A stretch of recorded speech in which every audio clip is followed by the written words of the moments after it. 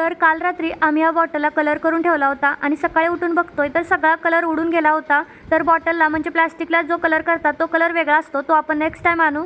तर आता सांगते बॉटलला कलर का करत होते, तर मला या बॉटलचं बँगल स्टँड बनवायचं आहे। मी ऑनलाईन घेण्याचा प्रयत्न करत होते, पण ऑनलाईन ते 150-200 अशी प्राइजेस आहे आणि एवढे पैसे मी काय घालवणार नाही।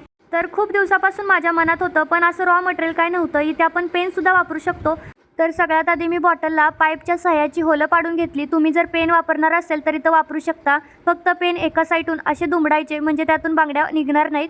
त्यानंतर मी फक्त पायपा याच्यामध्ये टाकल्या आणि तुम्ही बघितलं असेल तर हे रुद्रच्या टेंट हाऊसच्या पायपा आहेत, जे की टेंट हाऊस खराब झालं म्हणून मग मी त्याचा इथं रियूज करते आणि खूप कमी वेळात हे स्टँड रेडी होतं।